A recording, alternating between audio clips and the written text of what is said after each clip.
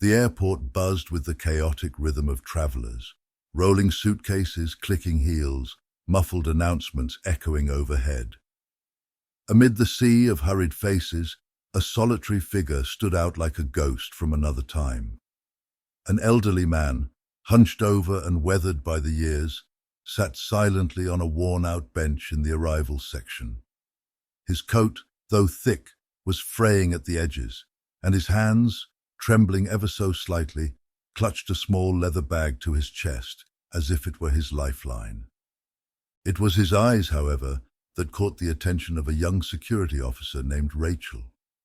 Those eyes told a story, one filled with longing, sorrow, and an unshakable determination. He wasn't moving, wasn't speaking, just waiting, as if the very air around him held its breath for what was to come. "Sir, can I help you?" Rachel asked softly, approaching him with caution. He lifted his head slowly, his gaze piercing yet distant. He smiled faintly, but didn't answer. 3 days had passed, and the man had not left that bench. Airport staff noticed he hadn't eaten more than the occasional granola bar a sympathetic traveler offered. His lips moved as though whispering silent prayers, but to whom or for what, no one knew. Some thought he was simply lost. Others speculated he was waiting for a flight that would never come. But Rachel couldn't shake the feeling that something about his presence was off. A cold shiver crept up her spine when she saw him murmur, "She'll come. I know she will," before clutching the bag tighter. Her mind raced with questions. Who was he waiting for? Why here, of all places? The airport was no place for a man of his frail condition to linger for days on end. When her supervisor dismissed the man as just another eccentric, Rachel's instincts screamed otherwise. And then, as she walked away, something he said stopped her dead in her tracks. "I promised her I'd bring her home, no matter what." Her heart skipped a beat. What did he mean? And why did those words carry such a heavy weight of finality? Unsettled but determined to find answers, Rachel decided to dig deeper. Little did she know, uncovering the truth about this man would lead to a discovery so shocking that it would change everything. For her, for him, and for the airport itself. What was in the bag he clung to so desperately? Who was this mysterious she he spoke of? The clock was ticking, and Rachel knew one thing for sure. This was no ordinary situation. The elderly man's silent vigil was a prelude to something far greater. Something no one in that bustling terminal could have anticipated. To understand the elderly man sitting at the airport, we need to step back into the quiet life he once lived. His name was Henry Wallace, a retired carpenter from a small Midwestern town called Meadowbrook. For decades, Henry's world revolved around his family and his craft. He built homes, repaired church pews, and even carved tiny wooden animals for the neighborhood kids. His hands, calloused from years of work, had shaped countless memories, but they were also marked by loss. Henry's wife, Eleanor, had been the love of his life. She was a school teacher with a warm smile that could light up the dimmest room. Together, they had one daughter, Margaret, who inherited Eleanor's kindness and Henry's quiet determination. Their family was modest, their joys simple: picnics by the lake, evenings spent playing Scrabble, and holidays filled with laughter. But life, as it often does, had its cruel twists. Eleanor passed away suddenly when Margaret was only 16. A brain aneurysm took her in the middle of an ordinary Tuesday, leaving Henry and Margaret adrift. From that day forward, Henry devoted himself to raising his daughter, doing his best to fill the void Eleanor had left behind. Margaret grew into a brilliant young woman with dreams of becoming a doctor. Henry couldn't have been prouder when she received a scholarship to study at a prestigious university on the East Coast. Though their home felt emptier with her gone, Henry found solace in her letters and occasional visits. He saved every letter she sent, storing them in a small wooden box he had crafted himself. But Margaret's journey wasn't without its challenges. Balancing her studies with part-time jobs, she struggled to stay afloat. Despite Henry's insistence on helping financially, she always said, "I've got this, Dad. You've done enough." Her resilience reminded him so much of Eleanor, and it filled him with both pride and worry. Then came the day Henry's life took another sharp turn. Margaret called one evening, her voice trembling with excitement and fear. "Dad," she said, "I've been offered a research position overseas. It's a once-in-a-lifetime opportunity." Henry was thrilled, but also terrified. His little girl, the anchor of his world, would be thousands of miles away. Still, he encouraged her to follow her dreams, even as a gnawing ache settled in his chest. Margaret promised to visit as often as she could, and for a time she kept that promise. But as her career flourished, the visits became less frequent.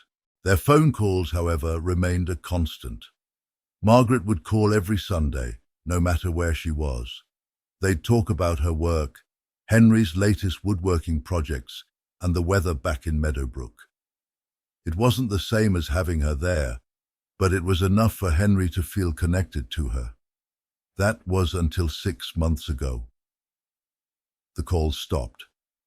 At first, Henry thought it was just her busy schedule, but as weeks turned into months, his worry grew. Emails went unanswered, and her phone was disconnected. The last message he received was a brief voicemail. "Dad, I'm heading to Europe for a conference. I'll call you when I get back. Love you." But she never called. Henry reported her disappearance to the authorities, but with no clear evidence of foul play, the case didn't gain traction. The loneliness that had crept into his life after Eleanor's death now threatened to consume him entirely. Yet through it all, he held on to one thing: hope. Hope that Margaret was out there, somewhere. Hope that she would come back to him.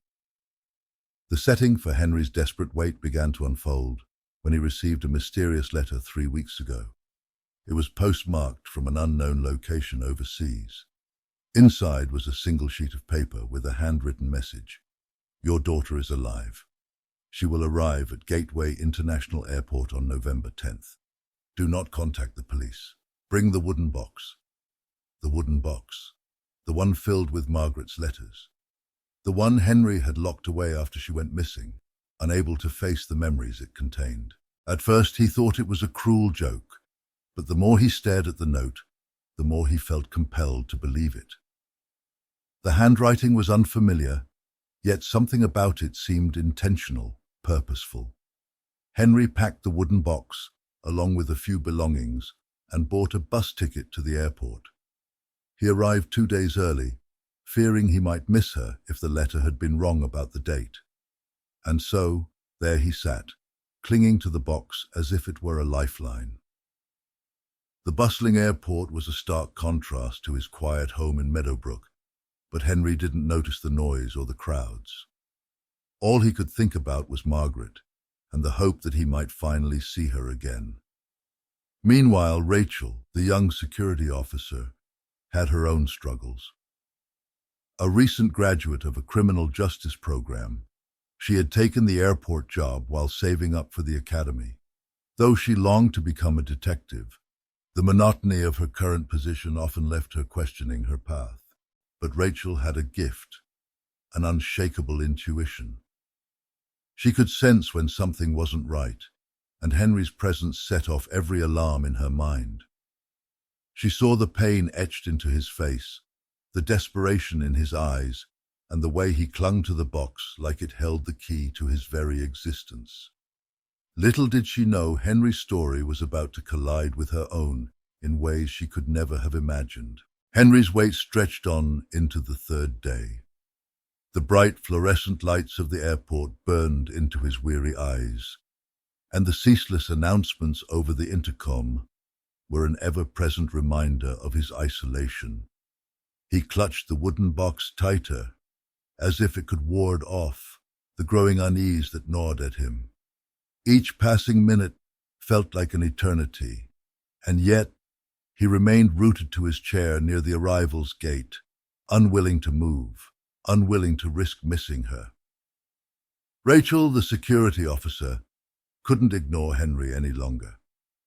She had been watching him on and off for the past 2 days, noting how he barely ate, rarely moved, and seemed to study every face that emerged from the arrival gates with a desperate intensity. Her instincts told her something was off, but she couldn't quite put her finger on it. "Hey, Mr. Wallace, right?" Rachel asked softly as she approached him, remembering his name from their brief interaction the previous day, when she'd asked if he needed assistance. "Yes," Henry replied, his voice hoarse. He looked up at her with tired, bloodshot eyes, but his grip on the wooden box remained firm. "Are you sure there's nothing I can do to help? You've been here a long time." Henry hesitated, glancing down at the box before shaking his head. "I'm waiting for someone. That's all." Elsewhere in the airport, another figure had taken notice of Henry. A man in his late 40s, dressed in a nondescript grey hoodie and jeans, had been lingering near the arrivals area for just as long. He had a way of blending into the background, slipping through the crowd unnoticed, but his eyes were sharp and calculating. The man's name was Victor, and he wasn't just another weary traveler. He had been watching Henry from a distance, noting his every move. Victor's motives were far from benign, though his exact connection to Margaret, or her mysterious disappearance, remained shrouded in secrecy. What was clear, however, was that Victor was waiting for something, or someone. As the hours passed, Henry began to notice Victor, though he didn't yet realize the man's attention was focused on him. It started as a vague sense of being watched, the hairs on the back of his neck standing on end whenever he caught a glimpse of the grey hoodie out of the corner of his eye.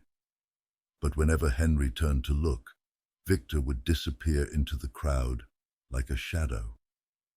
Meanwhile, Rachel's concern for Henry deepened.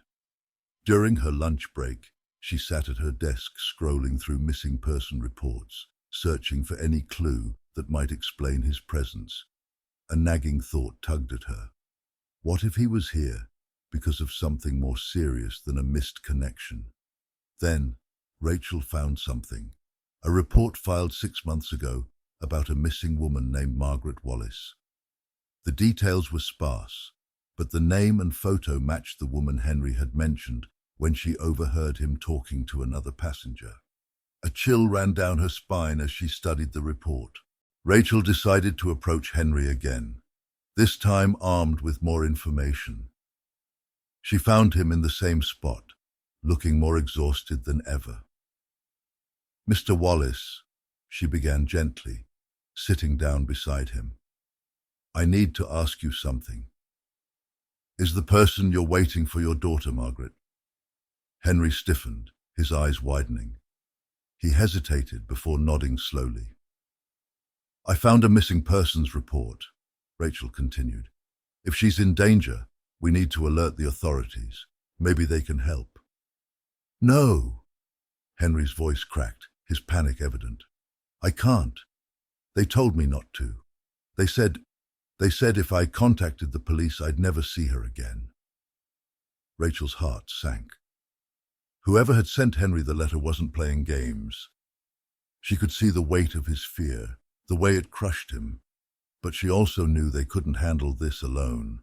At that moment, Victor made his move. He approached Henry, his face neutral, but his eyes cold and calculating. "You're Henry Wallace, aren't you?" Victor said, his voice low and steady. Henry froze, clutching the wooden box tighter. "Who are you?" "I'm someone who knows where your daughter is." The words hit Henry like a lightning bolt. He stood abruptly, his chair scraping against the floor, but Rachel quickly stepped between him and Victor. "Who are you?" she demanded, her tone firm. Victor smirked. "Let's just say I've been involved, but you won't get what you're looking for here. If you want answers, you'll need to come with me." Rachel didn't trust him for a second. "You think we're just going to follow you without proof? You've got some explaining to do." Victor chuckled darkly. "I don't owe you anything. But if you care about Margaret, you'll do exactly as I say. Or would you rather never see her again?" The tension in the air was suffocating. Henry's heart pounded in his chest as he looked between Rachel and Victor, torn between desperation and fear. For a moment, it seemed like Victor had the upper hand. But Rachel, quick on her feet, subtly pressed the panic button on her radio, signaling for backup. "I'm not going anywhere until you show me proof that my daughter is alive," Henry said, his voice trembling but resolute. Victor's smirk faltered. "Suit yourself," he muttered, turning to walk away. But before he could disappear into the crowd, a team of airport security officers arrived, surrounding him. Rachel stepped forward, her gaze icy. "You're not going anywhere until we get some answers," she said. Victor's composure cracked, and for the first time, he looked genuinely unnerved. "You don't understand," he hissed. "You're putting her life at risk." The officers escorted Victor to a secure area for questioning, leaving Henry and Rachel standing in the middle of the bustling airport. For a brief moment, it felt like they had won a small victory. But as Rachel turned to reassure Henry, she noticed something that made her blood run cold. A second figure, lurking in the distance, watching them intently before slipping away into the crowd. This wasn't over, not by a long shot. The stakes were higher than ever, and the clock was ticking. The sterile walls of the airport interrogation room felt like they were closing in on Victor as he sat across from Rachel and two uniformed officers. His once confident smirk was gone, replaced with a tense, calculating expression.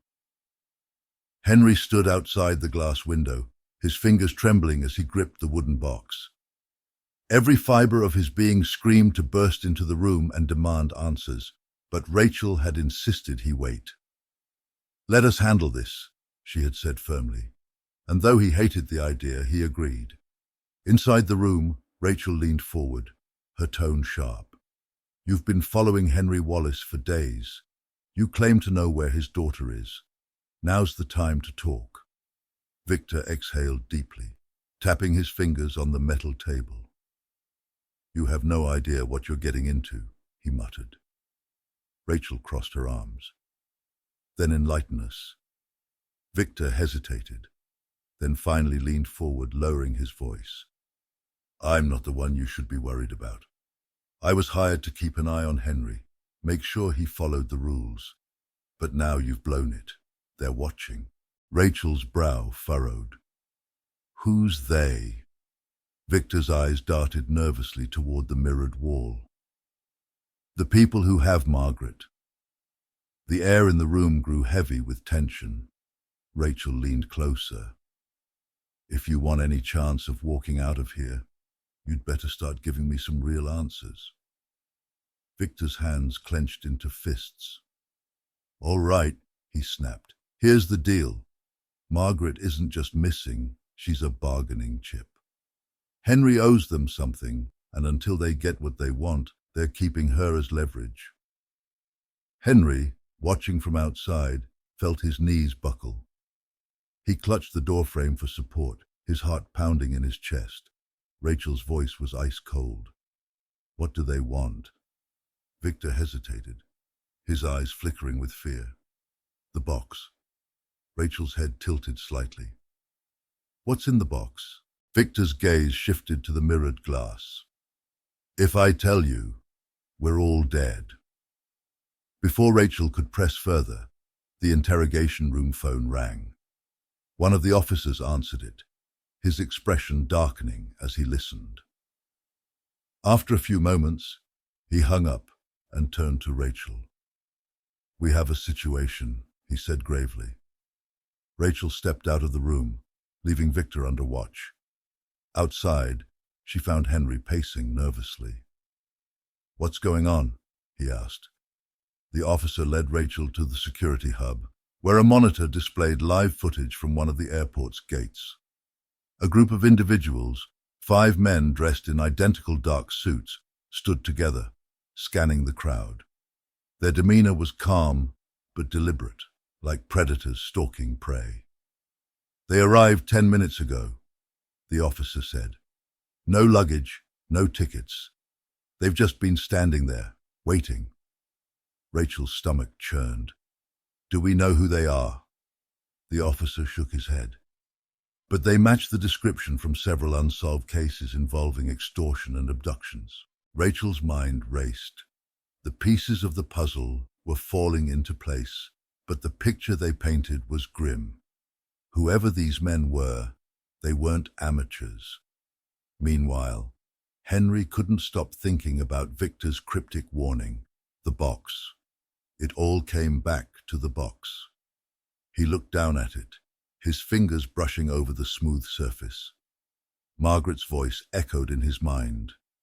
"This is the last thing Grandma gave me. It's important, Dad. Promise me you'll take care of it." He had never opened it, honoring her wish to keep it safe. But now, with Margaret's life hanging in the balance, he couldn't ignore the growing suspicion that the box held the key to everything. Summoning his courage, Henry opened the box. Inside, nestled among layers of tissue paper, was a small leather-bound journal. The initials EW were embossed on the cover in gold. Confused, Henry flipped it open and began reading. The journal belonged to his late wife, Eleanor Wallace. The entries detailed her work as a whistleblower in a major pharmaceutical scandal, a scandal that had led to threats against their family years ago. Henry's hands trembled as he realized the truth. Eleanor had uncovered a conspiracy involving dangerous drug trials, and the evidence was now in his possession. "Dad!" Margaret's voice from years ago cut through his thoughts. "You have to protect this. They'll stop at nothing to get it." Henry closed the journal, his mind spinning. The men in suits weren't just after Margaret, they were after Eleanor's evidence. Suddenly, Rachel's voice snapped him back to reality. "Henry, what's in the box?" she asked, her tone urgent. Henry hesitated but handed her the journal. It's evidence. My wife. She uncovered something dangerous before she died. I think these men are after this."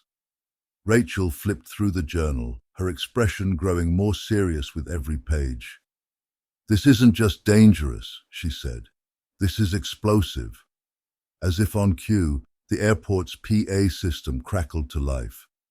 A calm male voice announced, "Henry Wallace, please proceed to gate 32. Come alone, or there will be consequences." The blood drained from Henry's face. Rachel grabbed his arm.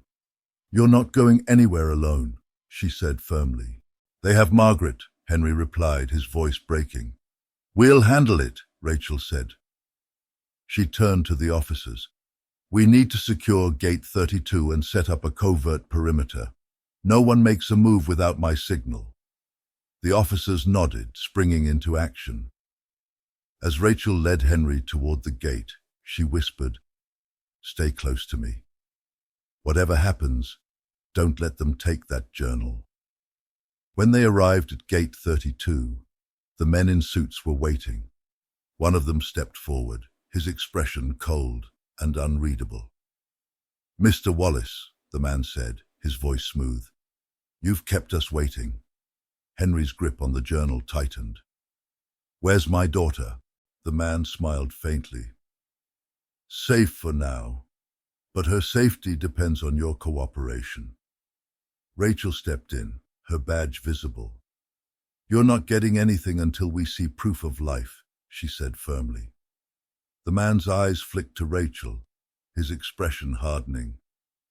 "This doesn't concern you, officer. Walk away while you still can." Rachel didn't flinch. "Not a chance." The man sighed and nodded to one of his associates, who pulled out a tablet. A live video feed appeared, showing Margaret tied to a chair in a dimly lit room. She looked frightened but unharmed. "Your daughter's fate is in your hands, Mr. Wallace," the man said. "Hand over the journal and she'll be returned to you." Henry's heart ached at the sight of his daughter, but Rachel's voice cut through his despair. "Don't trust them, Henry. If you give them the journal, they have no reason to keep her alive." The man's calm facade slipped for a moment, revealing a flicker of anger. "You're running out of time," he said. The tension was unbearable. Henry's mind raced, weighing the impossible choice before him. But then Rachel whispered something into her radio, signaling her team. As the seconds ticked by, Henry made a decision that would change everything. He stepped forward, holding the journal aloft. "You want this?" he said, his voice trembling. "Come and get it." The man's eyes narrowed, and for a moment it seemed like chaos would erupt. But before anyone could make a move, Rachel's team swarmed the gate, weapons drawn. "Drop it!" one officer shouted, aiming at the men in suits. Caught off guard, the men hesitated. The leader scowled at Henry, his calm demeanor replaced with venomous rage.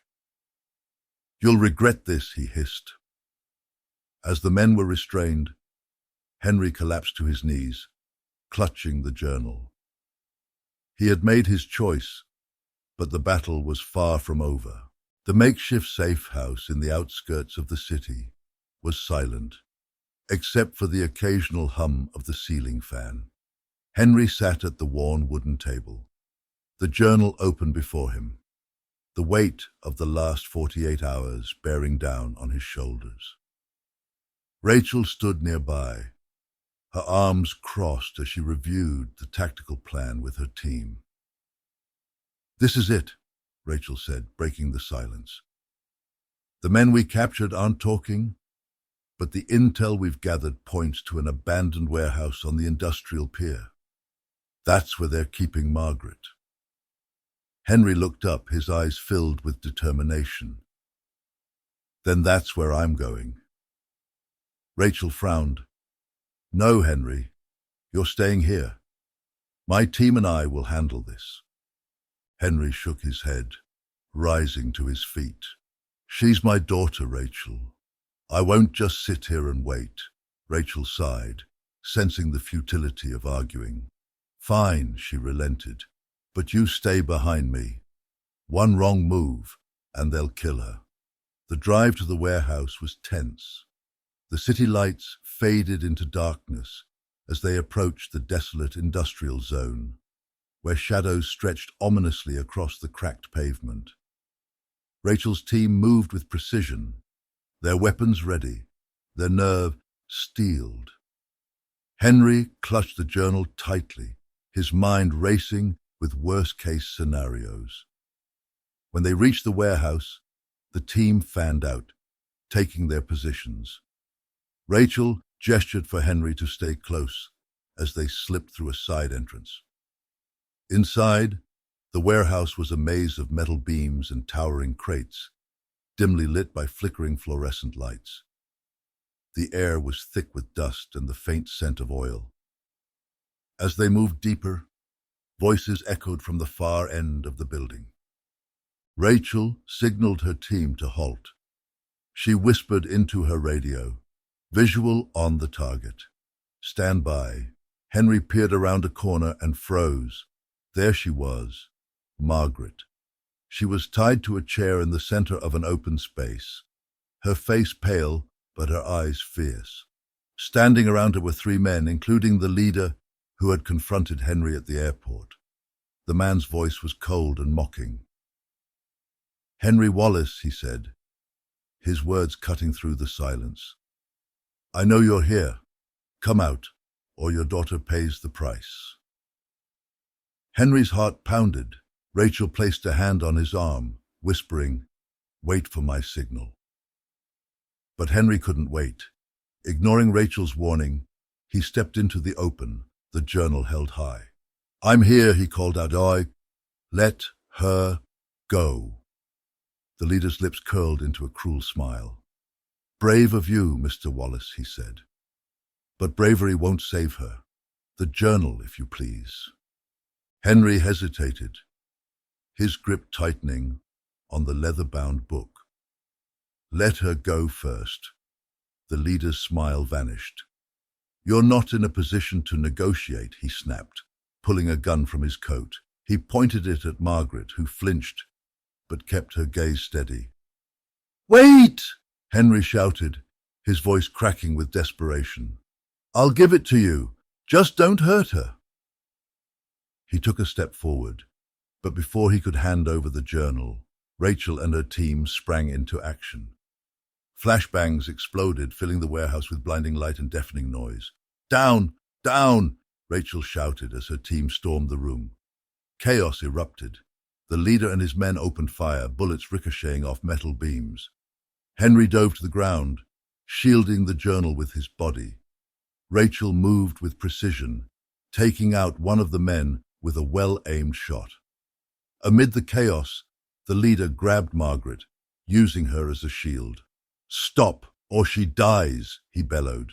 Rachel froze, her weapon trained on him. Let her go, she demanded.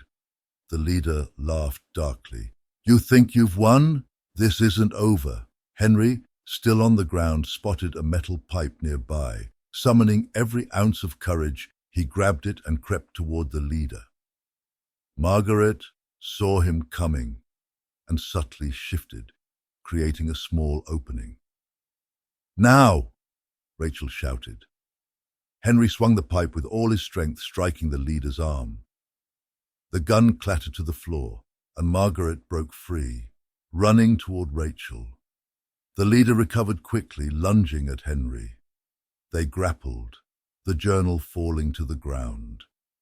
The leader's strength was overwhelming, but Henry fought back, fueled by the thought of losing Margaret. In the midst of the struggle, Rachel fired a warning shot into the air. Enough, she barked. It's over. The leader hesitated, his eyes darting to the journal. With a final burst of defiance, he lunged for it, but Rachel's team was faster. They tackled him to the ground, securing him in handcuffs. As the dust settled, Henry rushed to Margaret, pulling her into a tight embrace. Tears streamed down both their faces as they held onto each other, the weight of the ordeal finally crashing over them. I'm so sorry, Henry whispered. I should have protected you.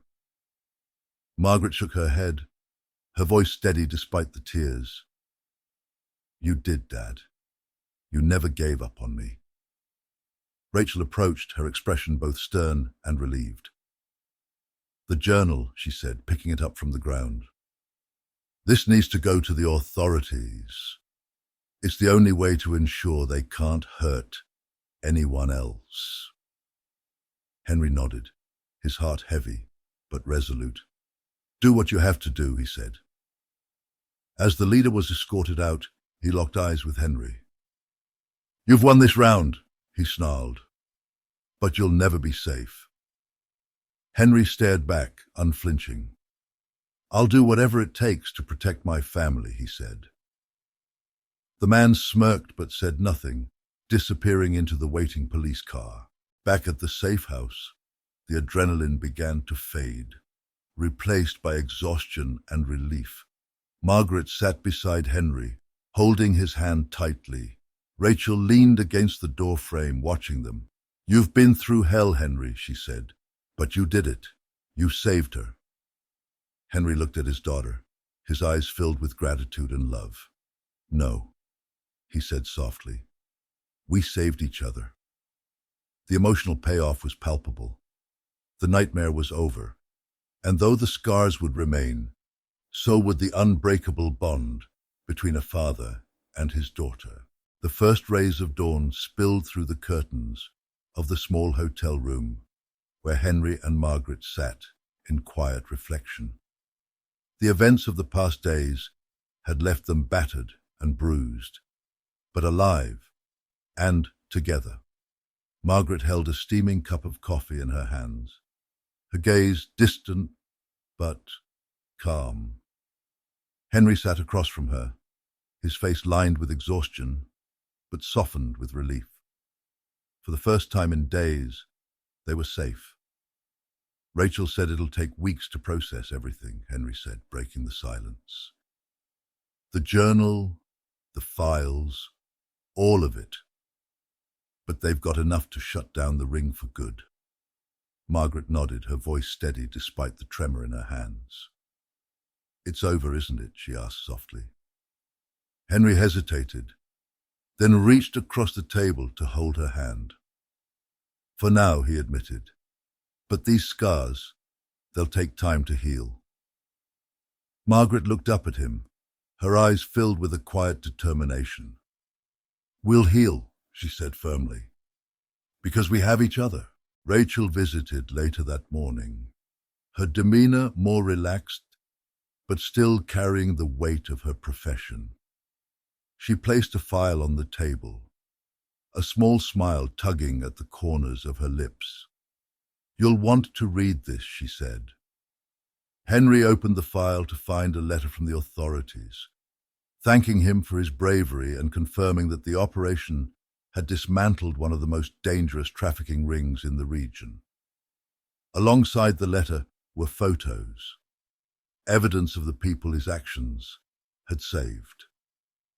Women and children, some as young as Margaret, reunited with their families or beginning their journey to recovery. Margaret leaned over to look at the photos, her breath hitching. Because of you, she said, tears filling her eyes. They're free. Henry shook his head, his voice heavy with emotion. Because of us, he corrected. Rachel watched the exchange with quiet respect. You made a difference, Henry, she said.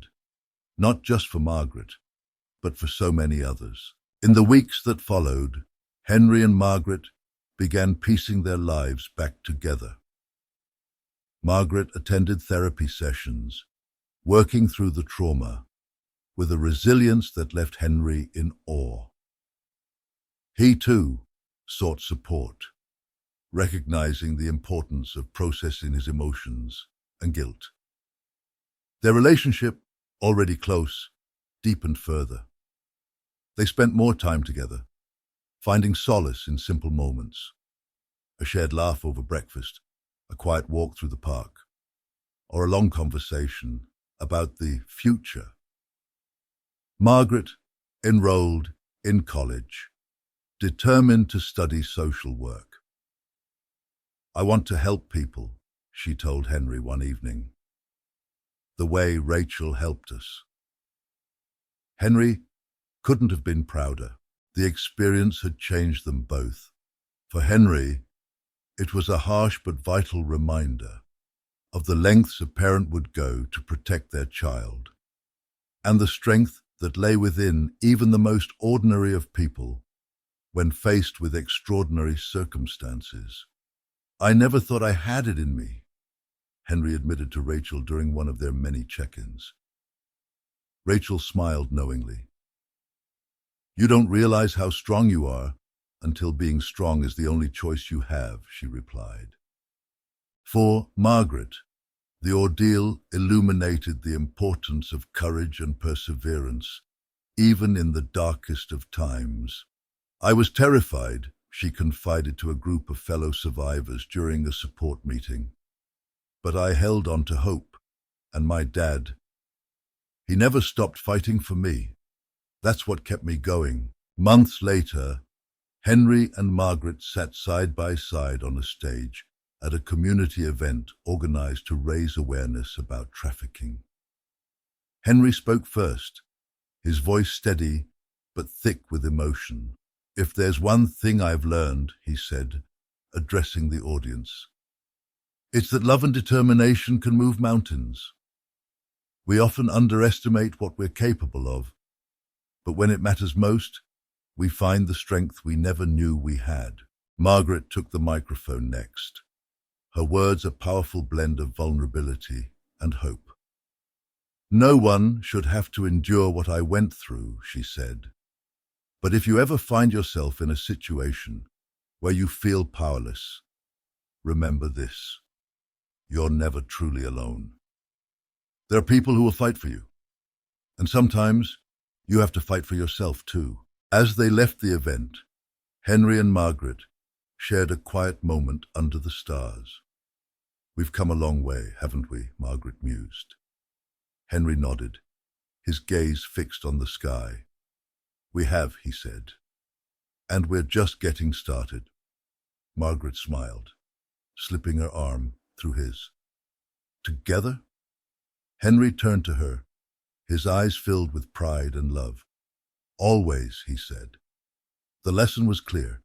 Even in the face of unimaginable adversity, love, courage, and hope can light the way to healing and triumph.